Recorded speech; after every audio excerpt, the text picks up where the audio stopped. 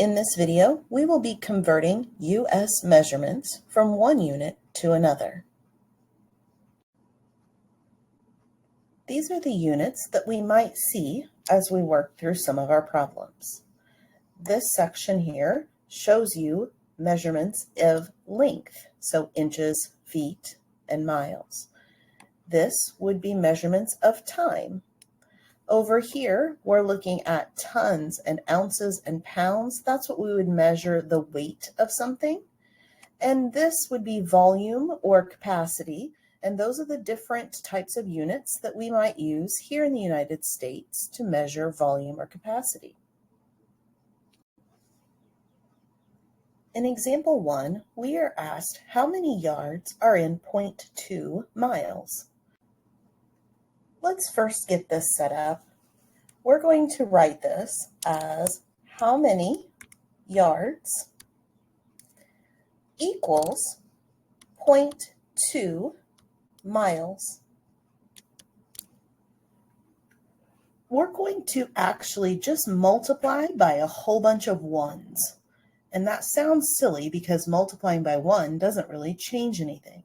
Well, it changes things, but it doesn't change their value, which is why it's a legal math move. So I'm going to multiply here by 1, but I'm going to make my 1 fancy. Remember, anything over itself is 1, like 5 over 5 is 1. So what we're going to do is multiply by a fancy 1 using those conversions that we saw on the slide before. You'll notice that when we talk about miles in our conversion list, we have that 1 mile is equal to 5,280 feet. So those two things have the same value. 1 mile is equivalent to 5,280 feet.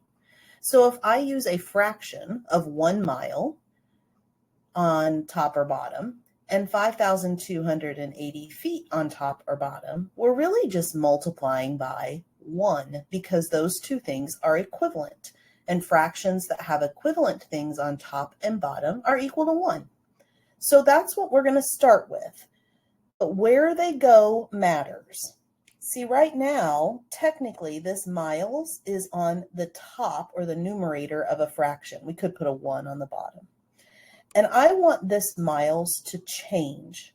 I want to get rid of it and move towards yards. So we're going to put miles down here on the bottom. Because when we multiply, this miles on top would cancel this miles on the bottom. From miles in my conversion list, the only place I can really get to is feet. Now I'm wanting to get to yards, and we'll get there eventually. But the only place I can get to now from miles is feet. And then we need to put in the values that make this 1. So 1 mile is equivalent to 5,280 feet. This fraction right here has the same value on top as it does on bottom. So this is like multiplying by 1. Now, what I've done is gotten to feet, which is great, but not yards. So we've got to keep going. I'm going to multiply by another 1. This time I want feet to go away. So we're going to put feet on the bottom. From feet, I have some choices. If you look back at our conversion lists from the last slide, we could go to inches, or we could go to yards, or we could go back to miles. The goal here is to get to yards, and since we can go from feet to yards, that's what we're going to do. I'm going to put yards on top. Looking back at your conversions, it says 3 feet are equivalent to 1 yard. So 1 yard is the same as 3 feet, which means we're multiplying by 1 again. Now that we're in yards, which is what we want, we're going to go through and make sure everything cancels out with our units like we thought they would. So if we have miles on top, it would cancel with miles on bottom. We have feet on top that would cancel with feet on bottom. And I'm left with yards, which is what I'm wanting. So that's how I know I'm done. I've gotten to where I wanted to be. Next, we've got to grab a calculator and figure out these numbers. We're really going to be multiplying all this stuff on top. And when you have the bottom here, this is going to be a divide, because remember, fractions, division, same thing. So on your calculator, you're going to take 0.2 times 5,280 and hit equals. Then you're going to divide it by 3. If you've pushed all those buttons correctly, you should be at 352, and we are now in yards. So 0.2 miles is the same length as 352 yards. In example 2, we're dealing with time. We are converting 500 minutes into days. So again, we want to set it up as how many days equals 500 minutes. Remember that 500 minutes is technically over 1. If it makes you feel better, you can write that, but we don't have to. And we're going to multiply this by a whole bunch of fancy ones. If I have minutes currently, I need to put minutes over here on the bottom because I'm wanting to get out of minutes. From minutes, we could go to hours or seconds. So now we have a decision to make. Do we want to go from minutes to seconds or minutes to hours? Well, the goal is to get to days, so we want to get closer to days. Seconds is getting smaller than minutes. We're trying to get to days, so I think hours is the right place to go. That's going to get us closer to our goal of days. In our conversion list, we see that 1 hour is equivalent to 60 minutes. So now we've gotten to hours.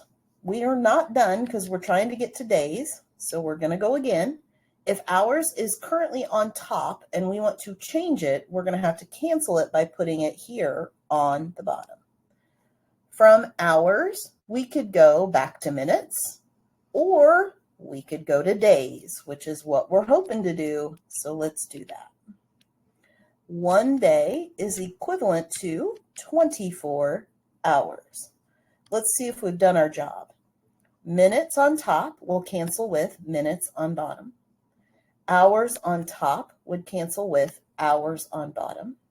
And I'm currently in days, which is what we wanted. So we have done our job, and now it's time to grab a calculator. 500 times a bunch of ones is just going to be 500. But then we need to divide by 60 and divide by 24. I am getting 0.3472 and a whole bunch of numbers after it. This question at the top says round to the nearest hundredth. So I need to decide if that 4 goes up or stays the same. Because it's got a 7 after it, that means he's going up. So we're going to get 0.35 days.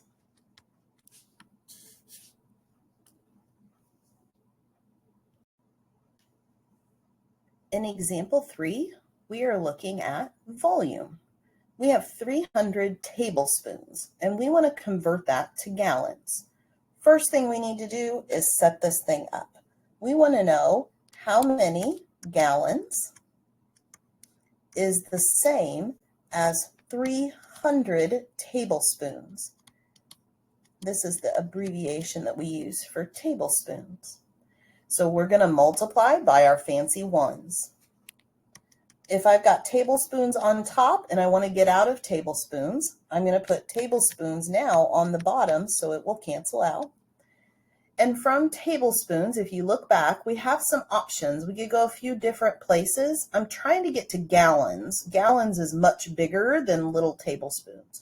So we're trying to get to bigger things. I think 16 tablespoons is 1 cup, and that's probably going to be our first step to get us going here. So 16 tablespoons is 1 cup.